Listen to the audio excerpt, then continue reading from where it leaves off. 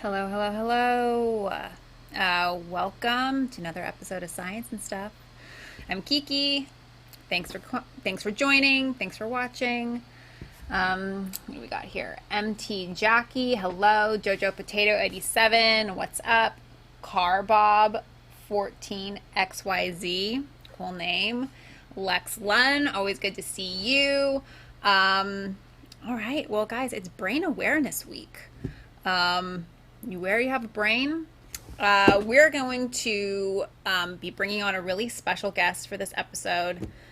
I don't have to tease it. You guys know. It's Dr. Brain. Dr. Brain's going to join us here in a second. Dr. Crystal Dilworth. You've seen her on season 1 of Mission Unstoppable. You'll see her on season 2 of Mission Unstoppable. Yeah, I'll get to her intro. So, you know her as Dr. Brain from Mission Unstoppable. You know her as Dr. Brain from Science and Stuff. You've probably heard her on a podcast. Maybe you caught her Instagram live with Jackie Means. It's Dr. Crystal Dilworth. She's a molecular neuroscientist whose specialty lies in how the chemicals in our brain influence our behavior. She also travels the country as a science communicator, interviewing other scientists to help spread their knowledge and findings to the public, basically making science more digestible. And she's also an incredible dancer. So yeah, she's here to answer all of your questions about the brain. Her specialty lies in addiction, but she can answer questions kind of outside of that. But basically, if you want to know why you're addicted to biting your nails or sugar or social media, Dr. Brain has the answers. So is she here? Can we welcome her on? Hi. How you Thanks doing? for having me. I'm doing really well. Busy day. Yeah, and I'm looking forward to talking about my favorite topic. So, Yay. Is that a huge cat yeah, tree in the back? yeah. It's a designer cat tree, obviously, because we have 2 kittens running around, and you might see them making an appearance in the background because I have no control over them because they're 5 months old and adorable. Oh my gosh. Yeah. So you're a new mom. I'm a new cat mom. Yes, and of course they're sisters, and they're named Spirit and Opportunity after the sister Mars rovers. Naturally, I mean, what else do you call them? That's so cute. Well, I think it might be a requirement that they make an appearance at some point over the next hour. They're currently trying to kill each other, play fighting. So. I just want to give a quick shout out. Dr. B is here. Dr. B was a guest of our Today I Learned stream like a month ago. Hey, Dr. B. Let's see. Efren712 is here. Sub. Hey, what's up? Christine Lane. I know you. Hi. Who else? Reppin Ed. Hello. Good to see you. Okay. I think it's time to get into some brain newsy news, shall we? Yeah, absolutely. Right. Let's do it. Let's do it. Science newsy news that refresh your friends and can't stop thinking about you if you wanted to.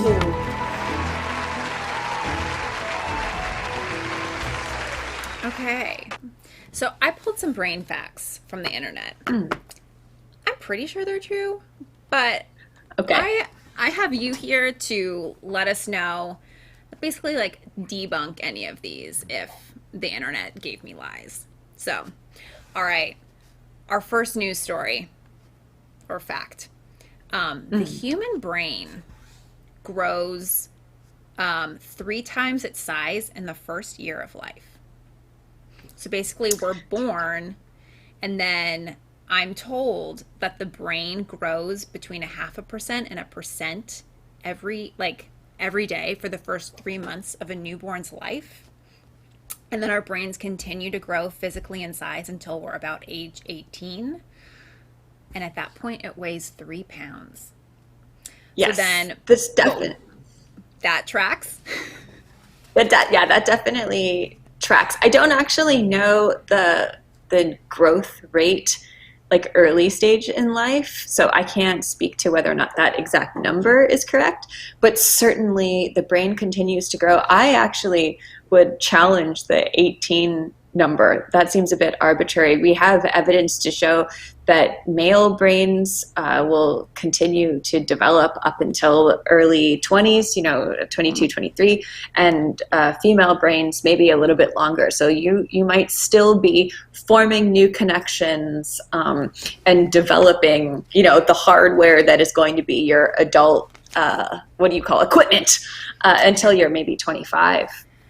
Okay. So when the brain is growing and developing until we're, in our early 20s, is this when the brain is in its like sponge phase, so they say? Yeah, there's actually, we call them critical periods. And so those are periods of time when your brain is really able to absorb certain amounts of information. So if you think like really early on, it's about, for instance, like the sensory information. So the areas in your brain that are going to correlate to vision are wiring and developing really early on, and so that would be a critical period for vision and for hearing. Language lasts a little bit longer. So children that are exposed to languages, that learn languages before they get to be about 9 to 11, will have natural fluid accents. They will have their language center of the brain that they access will be the one that we correlate with our native languages. But if you learn languages after that, later in life, you actually are recalling memory and you're activating a completely different part of the brain, and the accent isn't quite so natural. So these is examples of how age and learning kind of work together. So interesting. I wish that I had learned a language when I was younger. It's interesting. I mean, like in most of the United States, you don't start learning a foreign language in your schooling until high school, which is much past the 9 to 11 year of age. And so like you probably we would benefit so much more by starting these classes in like elementary school. Yeah, absolutely. Yeah, within the critical period, it would be so much more useful. Yeah. Okay. The last part of that fact is, and you tell me if this is true, once you hit middle age, whatever that is, am I in it? Maybe. The brain starts to slowly decrease in its size. There is some cell loss that happens as a natural part of aging, and everything kind of shrinks. Old people actually, and old people, after the age of 65, not old, but wiser people, they're experiencing sort of density loss in a lot of different ways. So bone density will go down, and so they'll actually shrink, in terms of their height. The same thing is kind of happening in your brain, and a lot of the neurodegenerative or like dementia type symptoms that we see happening in older people can be from that cell loss of particular brain regions. It just happens because your brain's tired. It's been working for 80 years. It's done. Yeah, for sure. I also want to point out that your cats have already made an appearance in the background. They're just kind of subtly lurking in the background. All right. News story 2. I think I know this one.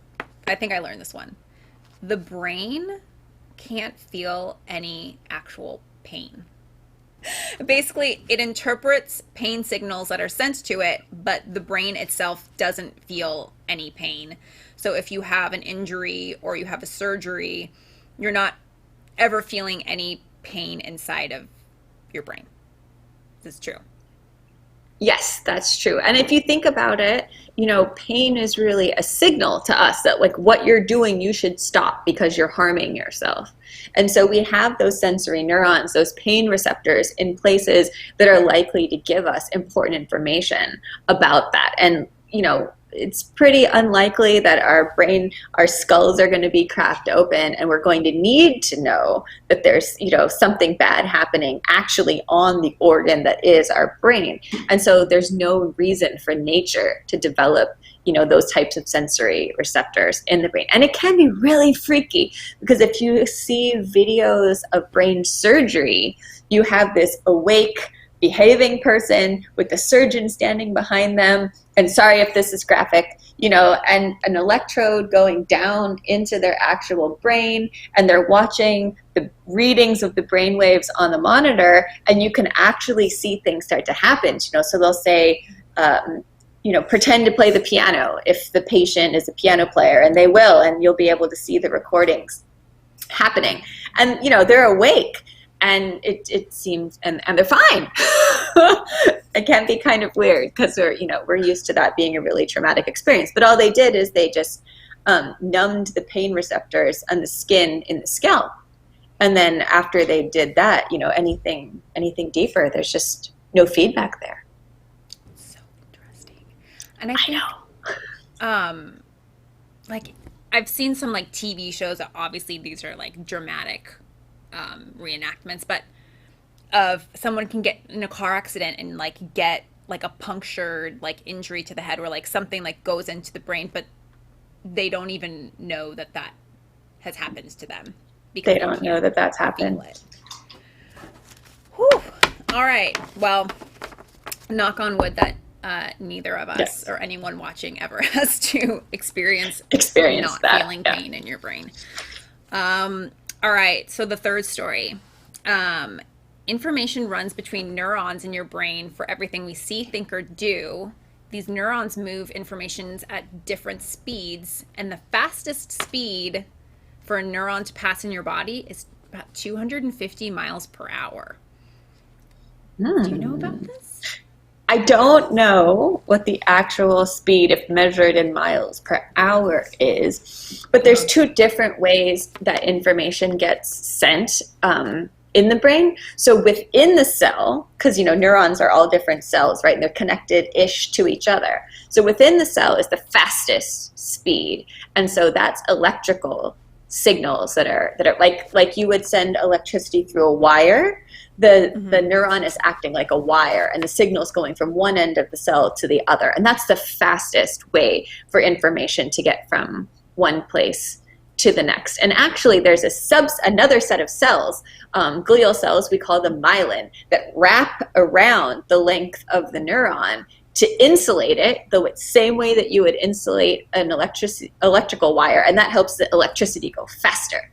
And so that is the fastest way for information to get transmitted. But then once it gets to the end of the cell, it doesn't connect directly to the next one. So it has to change the information from an electrical signal to a chemical signal. And then it like throws chemicals across the gap. And then the next cell catches those chemicals, translates that signal, turns it back into electricity, and then sends the signal electrically throughout the cell to the next one. So it's actually like a really complicated sort of telephone system. So signals I love this stuff. It's that chemical connection that I studied for, more than 10 years. So obviously I'm biased. Yeah. I mean, like mind like blown, literally. That's so interesting. Okay. Let's see. All right. And our last news fact, before we get into some audience questions here. Is it true that our brains are composed of 75% water? So if we are dehydrated, that would negatively affect our brain. Well, that's what cells are. Cells are, like these sacs filled with chemicals and water, and they need water to function. That's why if we don't have water, we die, right? So our entire body is going to start shutting down if it doesn't have enough water to function, and your brain is no different. Most important part of that is it actually it's surrounded by a pool of liquid called the cerebral spinal fluid, And that protects it. It keeps it from bumping against your skull, and have it. So it's kind of like this nutrient bath, of water and ions and chemicals that it's sitting in. And you definitely want to make sure that you stay hydrated, and then that stays intact. But also the same thing, if when your blood sugar is low or you haven't eaten all day, you start to feel that you're just not quite as sharp. And your brain's just not working right, because it's very sensitive to everything that we eat or drink. Mm-hmm. Oh, all right. So everyone, hydrate. It's not just for your skin. It's not just for that glow. It's literally for your brain. For your brain. All right. So that ends. Oh, where's the right button here? Science news and rest your friends so you can't stop thinking about it if you wanted to.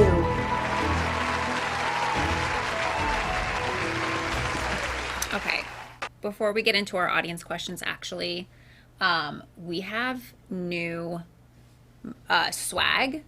And so anyone watching right now, if you just type in STEM to the chat, STEM, STEM. If you type in STEM, we will whisper chat you after the stream is done and send you some new stickers that we have, a magnet. They have Miranda on them. So everyone watching right now, put in the chat, STEM, you're getting this new swag. It's super cool. Okay, so let's see here. Our first question's from Slurpy Burpee. This is actually, and I know the answer to this, and this is a really interesting story. Why did you choose to study brains? Well, there's so many different ways that I can answer that question, but ultimately it's because people are weird, mm-hmm. and they don't make any sense. And what is the reason for that? Our brains are kind of the reason that we are the way that we are. So in order to understand people and that weirdness that is the human experience, you got to really know what's going on in that, wrinkly ball of jello between your ears. So that's sort of how I gravitated towards understanding the brain and how we are who we are. All right. Ooh, okay. This is a really good question. I think you can see it on the screen. So Christine Lane asks, how does addiction to anything work in the brain?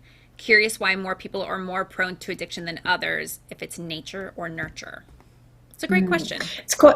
It's a great and very complicated question. So the brain is set up to kind of reward us for behaviors that contribute to our survival. So we like eating, we like sleeping, we like hanging out with our friends. And the reason that we get pleasure from those things is because we have this little feedback chemical in our brain called dopamine. And it's sort of programmed to be released and make us feel good when we're doing things that were good for us. And when I say were good for us, I mean hundreds of thousands of years ago when, we were sort of roaming the plains with our tribe, right? Food was scarce. And so eating food made us feel good so that we would always do it when it was available. Now we can drive through McDonald's and pay 99 cents for a French fry. Can we still do that? Is there a dollar menu still? I don't know. But, my point being is that food, high calorie food, is regularly available. So the benefit that we get from things like that dopamine hit is much easier to acquire. And so we continue to search for that pleasurable feeling and doing the same things over and over again, eating sugar, smoking cigarettes, playing on our phones. These are things that are giving us that dopamine positive feedback, but that aren't actually good for us. So our brains were evolved to keep us alive, not to make us happy. And so the addiction behavior is sort of part of that keeping us alive, but not happy. We have to make ourselves happy. Okay. Aaron, I I know this is Erin Winnick because Erin's going to be joining us on Thursday for a stream. So E. Winnick asks, what recent research in your field gets you the most excited? Hi, Erin. Actually, I was just talking to one of the world's experts in Alzheimer's disease. Alzheimer's disease is it's a disease that older people get when the brain cells start to die. They can no longer remember things, and they really kind of start to lose the self and their identity. And there's previously been no treatment for this disease, and it's been really devastating for the families that are left behind. But we have made advances in medical imaging, so we're able to catch the onset of this disease sooner. And I was excited to learn that there's some clinical trials for antibody therapies that might actually be able to reverse some of the damage done by this disease. And so to hear that we're making progress in something as tricky to get a handle on as neurodegeneration, which means it's a fancy way of saying brain cells dying, neurodegeneration, was really encouraging and exciting. And so I'm looking forward to seeing the results of those clinical trials. Wow. What, and were you speaking to this scientist through what you do as a science communicator, or is this through your work as a neuroscientist? No, it was through my work as a science communicator. So I was conducting an interview for another show that I work on called VOA Tech. And that show does not air in the United States. It airs internationally. And so we were talking about brain science and specifically neurodegeneration. So, yeah. Got it. Steve Delamater asks, on the topic of food, I'm always thinking about food. What are the best kinds of foods for one's neural health? For neural health. Look, I wish I could give you like a really unique answer, but ultimately, like our parents, our grandparents, our grown-up guardians are right. Like all of the vegetables and the lean proteins and the omega-3 fatty acids. So I think people say like good fats. So that would be like avocados and, fats that come from nuts. Those types of things are really great sources of long-term energy for the brain. Now, if you need like a really quick hit, you can eat sugar because your brain does use glucose. But the crash afterwards is really bad and will take much longer for your brain to kind of get back to normal. So when I want my brain to be functioning at the very best, if I have an important meeting or presentation, or I know that I'm really going to have to be like on it for a long period of time, I eat salmon and broccoli and I drink a lot of water. And that tends to, and I always have almonds in my purse as a snack. And so that helps my brain to operate like at its best. And then when I want to go the other direction and do things that I know are really bad for me, but are going to give me like a short-term benefit, I drink a Starbucks caramel macchiato because caffeine and sugar work, but they are not good for you. Right. That's actually so interesting that there are foods that you can eat that make your brain work better, work more efficiently. What is it about broccoli?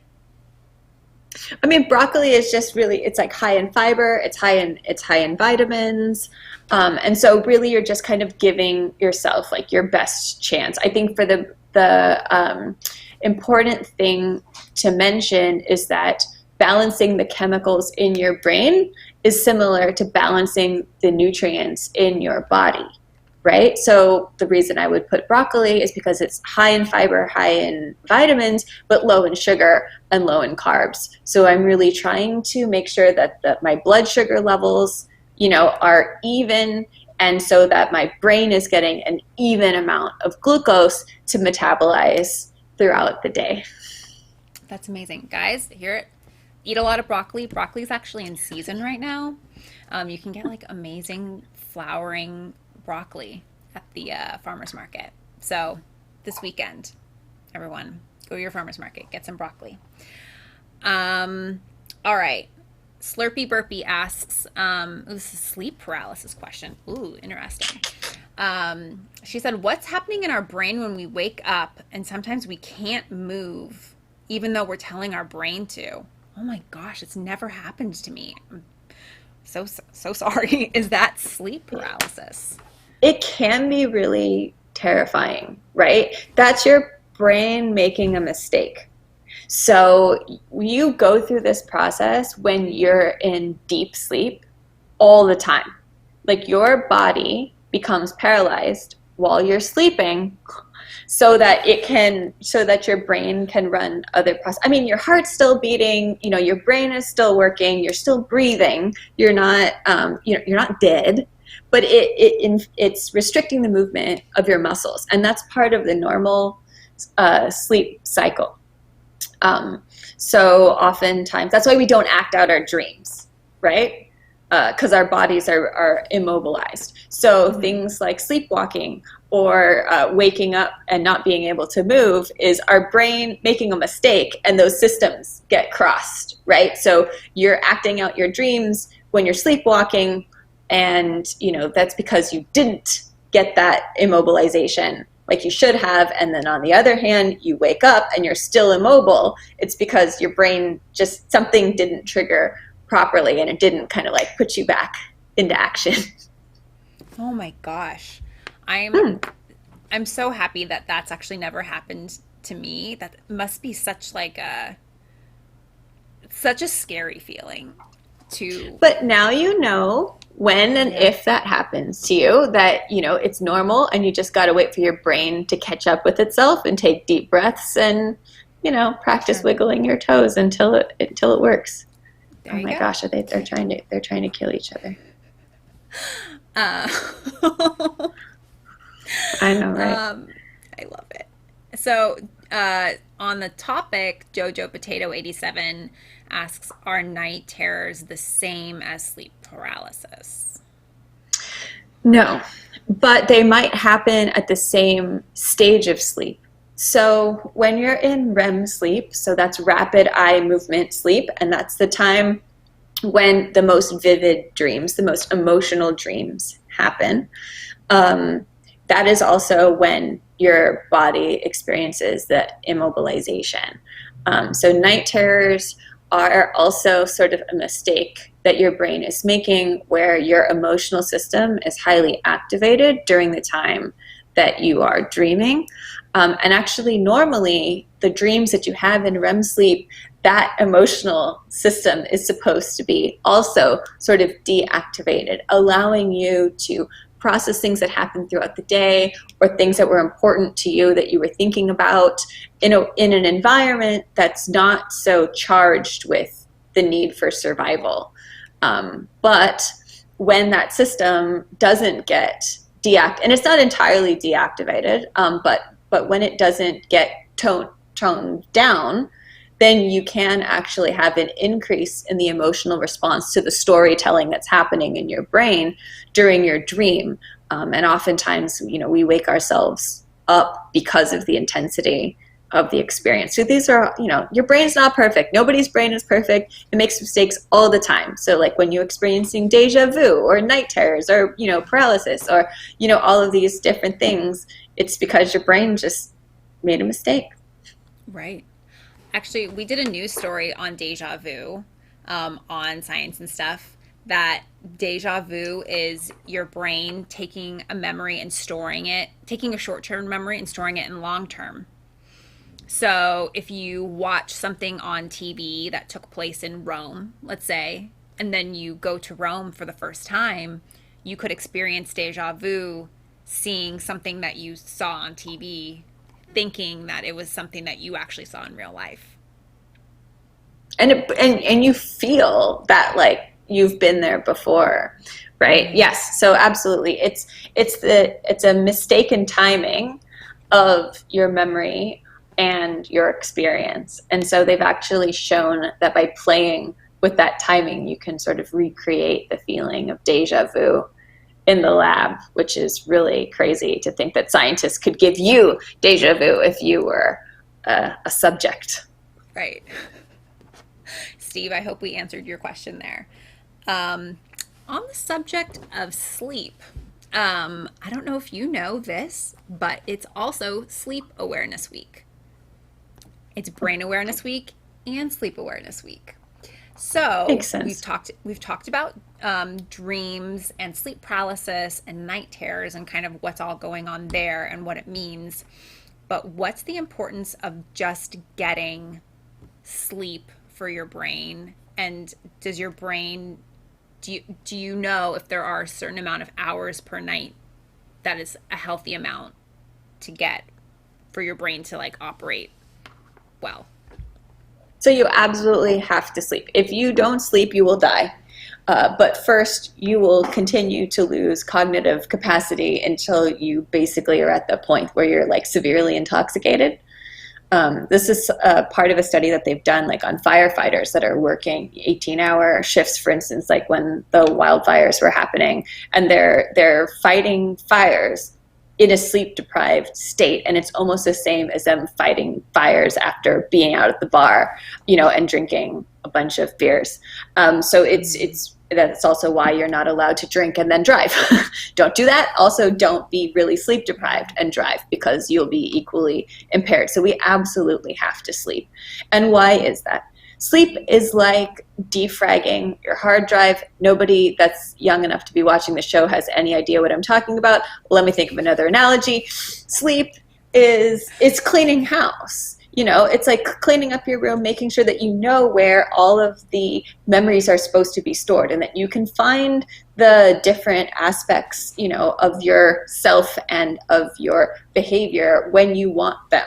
So it actually cleans out the trash, all the things that happen to you that you don't need to remember, or details that aren't important or that you're not interested in, and it makes space for new memories to be happening in the next day. So it repairs itself, it cleans out its hard drive, and as I was alluding to before, through the dream process, it actually helps us to emotionally process some of the things that might have been kind of difficult for us as we were in that lived experience. So that's why, when kids lose it and they're just screaming and their parents are like, you need a nap. They actually do need a nap. They have lost their emotional tolerance, and sleep is the answer. Wow. It's also National Napping Day. Yes, get sleep. Oh, you asked me about the number of hours of sleep that's necessary. So that's actually genetic. So they've shown that some people need more sleep than others, and so it's really important for you to kind of find out what helps you to, optimize your experience. So some people need 4 hours, other people need 10 in order to be their best self when they wake up, and genetics has a big part of that. Now they actually showed that CEOs of companies, most of them are genetically predisposed to need less sleep. Which makes sense, right? Because as an entrepreneur, as a CEO, you're constantly working, and needing less sleep to be your best self would, be a selective advantage, to use biology terms, to be able to be good at your job. So yeah, it's really about making sure that you know yourself best, and then making space so that you can get your 6 or 7 hours. For me, 6.5, 7 hours is best. Yeah. I'm really interested. Everyone that's watching, let me know how many hours of sleep you get a night. I just want to see this kind of the spread of what people's sleep hours are like. Like you said, 6.5 to 7. I'm probably like 7 to 8. I wish I was 4. Ugh. Yeah, don't we all wish we were 4? Oh my gosh. When I hear, I watch a lot of Shark Tank. And I always hear these people talking about how they do their day jobs and then they're up until 2:00 in the morning working on their second business, and then they go to their day job again in the morning. And I've never been able to understand like how anyone can do that. But you're telling me that some people are just genetically like able to do that, and they're just born that way. I was not born. They are. But also, like, as we were talking about brain development, So when the brain is still developing, so up until the time that you're in your early 20s, you actually need more sleep. That's why parents are always so frustrated with their teenagers. Like, why are you still sleeping? Get up. And it's like you're expecting a developing brain to be functioning on a fully mature brain schedule. And that doesn't make any sense, right? So 12 hours of sleep for a teenager is actually not that weird. That's actually probably pretty reasonable. Because think about all of the growing and, like, cells are knitting together. There's so much stuff that has to happen in that sleep time. But then, once we're fully cooked, our need for sleep kind of equalizes. So yeah. Right. And even taking a step further, in our first Newsy News fact, when we were talking about how in the first 3 months of life and even up into your early 20s, but your brain is growing so much and developing so much in at least those first 3 months. I mean, a newborn baby, I mean, I don't have experience, but I assume are sleeping all day. And they're screaming, eating, pooping, or sleeping. That's basically, that's all that can be expected. Yeah. Looking here, it looks like a lot of people are saying 10.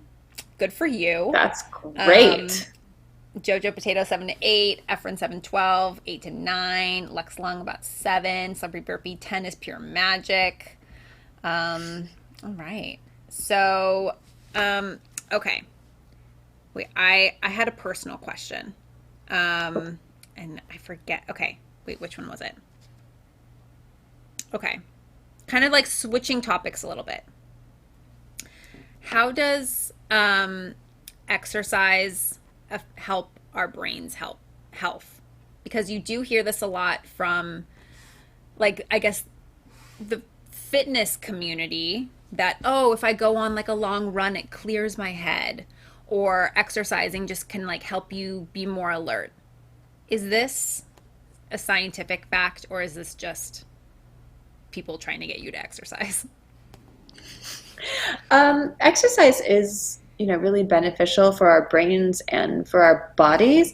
I would say, though, the example of the long run is even a few layers deep. So we talk about exercise, we talk about maximizing our body's efficiency, right? So challenging our bodies is forcing our biology to catch up and to be more efficient with the way that it uses the nutrients that we give it in our nutrition, the oxygen that we're using, when we're breathing in. That's why we constantly lifting heavier and heavier things and going for longer and longer runs, because we need to keep moving that challenge line so that our body gets better at what it's supposed to do naturally. Same thing for the brain. So the increased oxygen from working out, the increased blood flow and the blood carrying with it all of those nutrients and sugars and the good things that your brain needs to function. When your heart rate increases with exercise, it increases circulation. Now it's getting way more vitamins and minerals and all the things that make it happy. So it really does make a difference. But I think in addition to that, things like going for a long run, clearing our head, for me as a ballet dancer, doing the ballet bar, the first part of a ballet class, is meditative. Focusing on my breathing, on how I'm feeling, allowing thoughts, and some of the things that I've been thinking about that might be challenging for me to kind of float by without being emotionally invested in the thought, because my body is working and doing something else. These are all really, really great things just for our mindset and our ability to function in the world. So there's that physical aspect to it, and then there's a psychology aspect to why we might want to spend time working out. And I see that there's a question about how you can trick your brain into loving to work out. I think that there's a lot of reasons why we don't like working out. But you need to, when you do have the motivation to do it, push yourself to the point where you start to get that positive feedback. We were talking about dopamine and how our brains were evolved to motivate us to do things that keep us alive. Well, exercise is actually one of them. But if we don't do enough exercise, we don't get to the point where we're getting that positive feedback, the endorphins and the dopamine and all of these other chemicals that are designed to make us feel good about the work that we're doing. So make sure that you work out long enough when you do get the motivation to get to the gym, that you get those positive chemicals and that positive feedback, but not so long that it's incredibly painful and awful and making you not want to try it again next week. That's my advice. It's really good advice. And that, okay, well, real quickly, let's get to Steve's question, and then I have a follow-up question to that. Has anyone heard of eye yoga? No. No. I have heard of face yoga, which I think is supposed to just define your cheekbones. There's a video of Paul McCartney talking about it. Well, if Paul's talking about it, then a scientific authority if I've ever heard one. Okay, so my follow-up question to the how to trick your body into liking exercise is, how do you develop a habit? And maybe not so much exercise, but just, how do you develop a habit of eating healthy, of grabbing the healthy option rather than the unhealthy option? How do you make a habit of, I don't know, what are other good habits for you? But you understand. It's any habit. Yeah. So I think sometimes we'll hear people say brains are lazy. But what that actually means is they do what's most convenient for them, right? To function quickly and to keep us alive and everything, all of our interactions going smoothly, our brains do what they're trained most to do. So if we want to have them do something else automatically, we have to train that choice or that behavior to be the most convenient, most obvious one. And so that's why habits are so difficult to create, is because you have to consciously put effort and energy into training yourself for a very long period of time. I mean, people say 30 days, but I think it really is a little bit more variable than that. Every time you're hungry, you have to consciously think about what is the right decision to make here. What is the right way to react to the situation? And then eventually you're actually training different patterns in your brain to be stronger. And by not using them, you're weakening the existing patterns in your brain, right? So once that pathway that you want to be, the healthy food choice pathway is strong enough to be more convenient, bigger than the other, junk food pathway, that's when you'll start doing it automatically without thinking about it. But it takes a lot of time and a lot of effort and a lot of energy to create that new path as the biggest, most convenient one for your brain. Great. I think I've done that to myself with just waking up early in the morning, creating a habit of not sleeping in on the weekends, of just, like you said, constantly doing the same thing every day, setting my alarm for the same time I wake up on the weekdays, on the weekends, and now it's just a habit and it's something that I do enjoy. Yep, and not letting yourself get away with, but today I'm going to hit snooze. Exactly. Because then you just set yourself back. Yeah. Exactly. I was listening to you on a podcast recently, and it was an excellent conversation. If anyone wants to check it out, it's called it was the one with Britt and Morin. Teach me something new. Mm-hmm. And Britt had told you that she went through a year of her life starting a new habit each week. And you had something really interesting to say, that it's something that adopting new habits like this can take your brain out of basically thinking that you're like lazy, and introducing new habits which will just keep you like energized and motivated and not in the same like slump every day. So, you know, thinking about like us in quarantine right now, some habits that you can do to kind of get yourself out of this slump and kind of trick your brain into thinking that you're not lazy anymore is, you know, going without TV for a week, or, you know, not, or let's see, not drinking coffee in the morning for a week, and just kind of like seeing like what happens and just kind of like living your life a little bit differently than you had the previous week.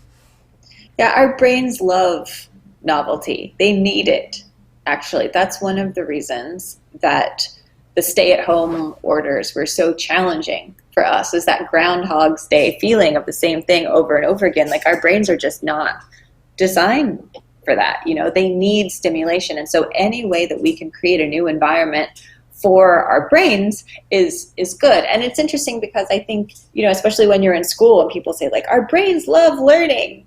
And you're like, I don't actually enjoy school. Maybe my brain doesn't enjoy learning. Well, it does. It just doesn't enjoy learning in that format.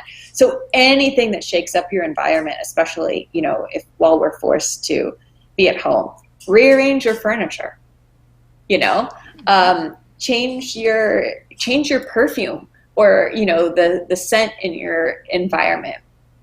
Put colored light bulbs, you know, in some of your lights. Like, all of these, think about, choose a sense, whether it's scent or taste or sight or, you know, something like that, you know, physicality, and change that up, and you'll be shocked with the different ways that you can ping your brain out of its rut, you know, its convenient pathways, and force it to think about what it's doing. And that will drive creativity, that will drive, you know, additional thoughts, and intellectual integration that you just wouldn't have gotten to otherwise. So I love that. I think it's a great idea. I'm going to do that next week. I think I'm going to cut TV out for a week and just do like puzzles. That's a great idea. Board games, and just see, I mean, anyone can live for a week without TV. No one's going to die if you don't watch TV for a week, and just kind of see how my mood is and just how my body reacts to it. And it's just, I'm doing it as an experiment, just like you guys talked about on that podcast. So I'm really looking forward to it. But I think it's also really interesting, though, some of these behaviors, like being on your phone or watching television or eating ice cream every night after dinner. Like, these are what I would call like self-soothing behaviors. So they're behaviors that we do to make ourselves feel better. We might not even know that we're not feeling very good. And that could be like actually a depressed mood. It could just be anxiety. It could be anger, or it could be boredom. But these are things that we just naturally do. We don't acknowledge that we're feeling bored. We just go straight to the refrigerator. Okay, I go straight to the refrigerator and take out my Ben and Jerry's, right? And so by practicing not doing that, it gives us the opportunity to say, oh, actually, every time I'm bored, I head to the refrigerator, or every time I'm really angry at my parents, I play music, or every time, you know, and realizing that gives us a chance to make different choices. So like, these types of experiments are really great, but they can be unexpectedly challenging. So I'd be very interested to see how your week without TV goes. Yeah, I think I'll be okay. I am too. Okay, last few questions. Madison O asks, why do people have different pain tolerances? Ooh. Genetics plays a huge part in all of the different proteins and the ways that our bodies are kind of put together. And so some people might have more sensitive pain receptors than others. And there's actually proteins on our skin that are specifically for pain. And so they partner with receptors like heat. So if the heat receptor gets too high of a signal, the pain receptor is activated and it says, ouch. Or stretch receptors. If like there's a pin going into your skin, the stretch receptor says, I've stretched too much. And then the pain receptor sends a signal that says, ouch. And there's different levels of heat and different levels of stretch that would trigger these pain receptors to be activated and send the signal to your spinal cord, and then the spinal cord sends it up to your brain and you say pain, and then something comes back and you move, right? And so people have different types of sensitivities because those proteins, you know, in their skin, their pain receptors are different. So I hope that kind of explains. There's pain receptors other places besides your skin. It's just like those types of receptors are a little bit easier to describe their function. Do you know, is it true that women have a higher pain tolerance than men? I mean, I would imagine that has to be true. Yes, I've heard that. I don't know the exact literature. I want to say that is definitely true. And by first principles, it makes sense because we actually have to birth the babies. But medical science has done so much of dismissing women reporting pain and reporting problems that I don't want to say, oh, they have a much higher pain tolerance. No, listen to women. If they're hurting, then fix it. Right. Pivoting a little bit, Slurpy Burpy says, does no screen time before bed really help you fall asleep faster? This is a good question. Yeah, it kind of does. It's because of our circadian cycle. So the way that our bodies respond to light, they're supposed to be responding to light coming from the sun. That's how we evolved, you know, but now that we can have it be light at any time of the day. I don't know if you've noticed that it was getting steadily brighter outside, you know, on this side near the window. It's because the sun is coming up where I am. But, you know, I've had lights on and pretending that it's daytime for many hours.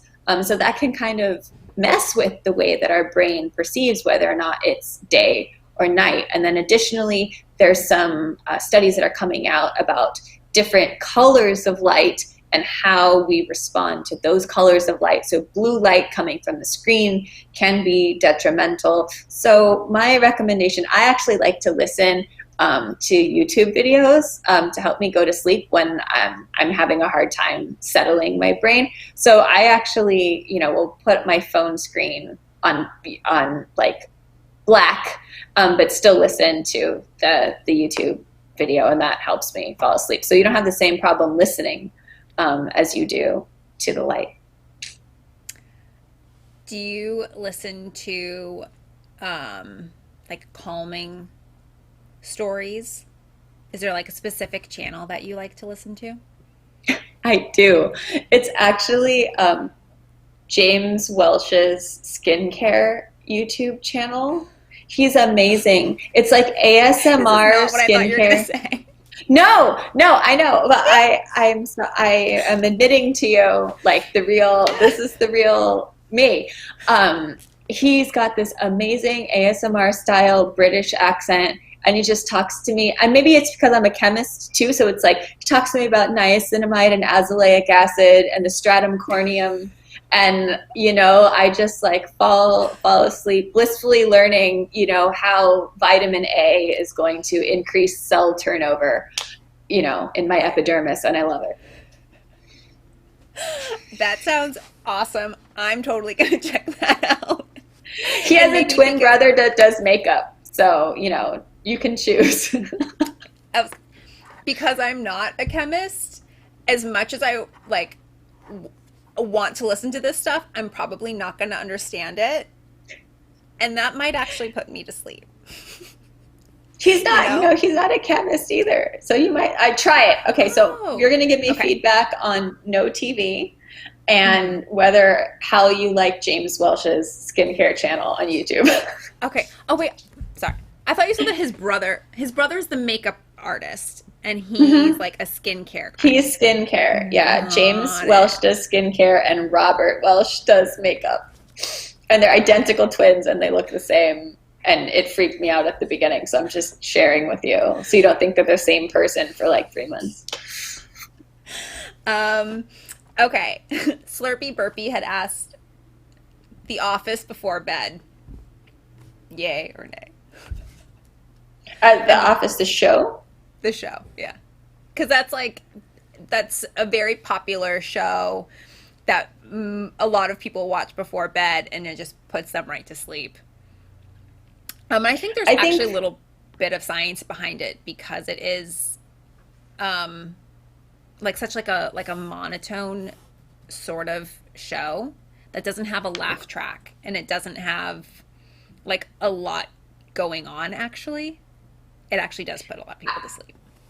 I can see how that would be true. I think like the awkwardness of some of the like social situations in that show would make me feel uncomfortable. So it would be like difficult for me to like go to sleep to The Office. But if it works for you, absolutely do it.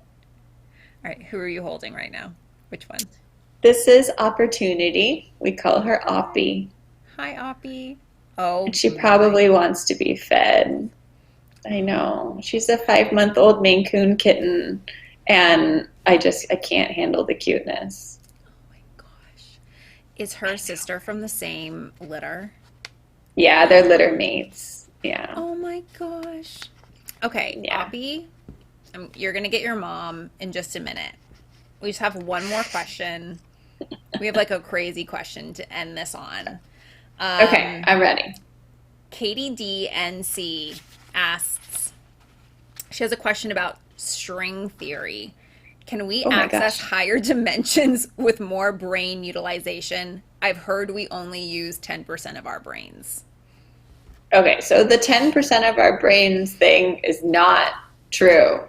Everybody needs to get over it. I know there's been movies made about it. It angers neuroscientists. We use a lot more than 10% of our brain. Why would nature evolve an organ that we only use 10% of? It's super expensive for us to have this giant brain.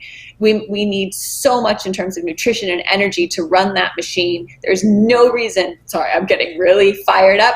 I'm going to dial it back. I'm sorry, but there's absolutely no reason for nature to have created something like that and then only have us access 10% of it. So absolutely, let's just pretend that was never a thing.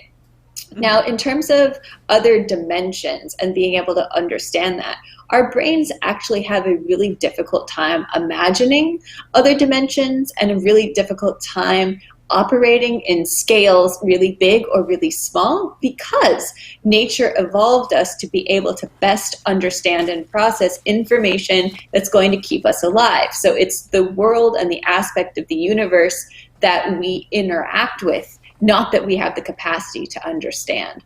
So, through systems like mathematics, through our understanding of physics, we are able to take the laws of the universe and break it down in a way that allows our brains to kind of grasp that material. But again, think about why our brains evolved. It didn't evolve to think about, like esoteric questions about the universe, but it evolved to, make sure that we are safe within our families, that we can find the resources that we need to survive, and so that we can reproduce. So that was a bit of a philosophical answer, but I hope that you got the answer to your question that you wanted. Thank you, Katie D, for that awesome question to end on. Dr. Crystal, you're always just so awesome at joining these Twitch streams, and you should check Crystal out on our Mission Unstoppable TikTok page. We have a couple of really, really cute TikToks that you made for us that are about the science of a crush and the science of love. Check those out. You're also on primarily Instagram. Right? Yeah, that's the best place to find me. Polly Crystal HD. Yes. And catch Crystal on season 1 and 2 of Mission Unstoppable. Your episodes will be airing later this year, but you can check out old stuff on YouTube, and we'll let you go. Bye, Oppie. Bye, Crystal. She's playing with my headphones. Thank you so much. It was so nice to see you. Thanks for joining. Wait, you don't follow CBS Unstoppable on YouTube? How will you know when new videos drop? You better go subscribe before you miss a crazy STEM moment, like me walking a shark or making a black hole in my backyard.